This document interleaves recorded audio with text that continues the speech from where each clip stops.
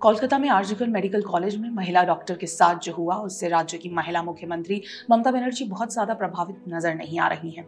उल्टा उन्होंने अब इसे किसी तरह से भाजपा से जोड़ने का कारनामा भी किया है। वहीं लोगों का आक्रोश अब बढ़ रहा है और सोशल मीडिया पर लोग ममता बनर्जी के मुख्यमंत्री पद से लगातार इस्तीफे की मांग कर रहे हैं। अब क्योंकि ममता बनर्जी अपने राज्य में हुए संवेदनशील मुद्दे पर गंभीर नहीं नजर आ रही, तो ऐसे में उनके पास्ट में दिए गए कुछ कमेंट्स पर भी नजर डालते हैं, जो दिखाता है कि कैसे ममता बनर्जी रेप विक्टिम्स का साथ ना देकर उन्हीं पर सारा आरोप मढ़ देती हैं। वर्ष 2022 में जब पश्चिम बंगाल में नादिया में 14 साल की लड़की से रेप की घटना पर ममता बनर्जी से सवाल पूछे गए, तो जानते हैं उन्होंने क्या कहा था। उन्होंने कहा, कहानी बताई जा रही है कि रेप की वजह से नाबालिग लड़की की मौत हो गई। क्या आप उसे रेप कहेंगे? क्यों वो लड़की प्रेग्नेंट थी या उसका लव अफेयर चल रहा था? आपने जानने की कोशिश की? पुलिस ने मुझे बताया है कि लड़की और उस लड़के का अफेयर चल रहा था। एक लड़की का बलात्कार हो गया और बजाय उस पर कार्रवाई के वो इसी पर लोगों को उलझाते हुए दिखी कि दोनों का लव अफेयर चल रहा था, जिससे पीड़िता प्रेग्नेंट हो गई।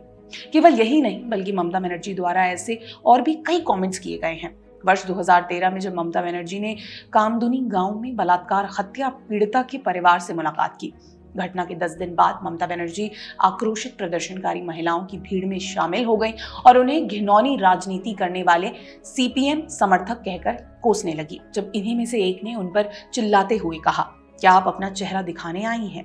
इस पर ममता बनर्जी ने 150 से ज्यादा महिलाओं के साथ बहस की। पीड़िता के सेज संबंधी बस उनसे ये जानना चाहते थे कि आखिर वो वहां गई क्यों है। यानी अगर राज्य की जनता अपने मुख्यमंत्री से कानून व्यवस्था को लेकर सवाल करती है, तो उन्हीं पर वापस आरोप लगाकर खुद को क्लीन साबित कर डालो।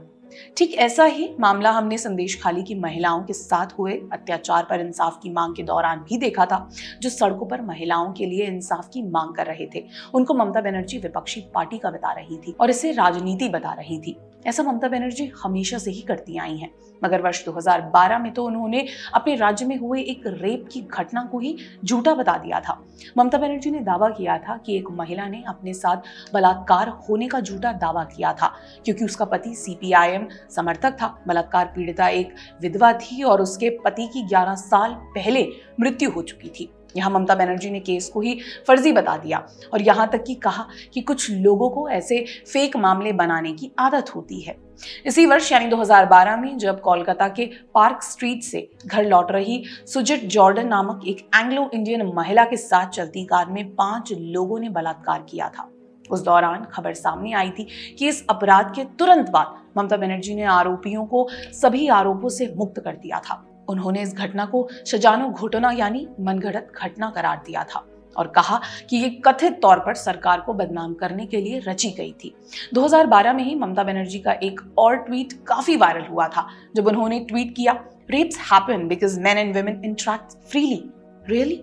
ममता बनर्जी द्वारा दिए गए ये कमेंट्स उनके दोयम दर्जे की मानसिकता को दर्शाते हैं। एक महिला होने के बावजूद उन्हें महिलाओं पर होने वाले अत्याचार की कितनी फिक्र है, ये उनकी प्रतिक्रियाओं से अंदाजा लगाया जा सकता है। शायद यही वजह है कि इस बार भी जब महिला डॉक्टर के साथ बलात्कार और निर्मम हत्या का मामला सामने आया, तो इस मुद्दे पर ज्यादा गंभीर नजर नहीं आ रही। क्या पता आज भी वो पीड़ित महिला को ही इसका दोषी मानती हूँ।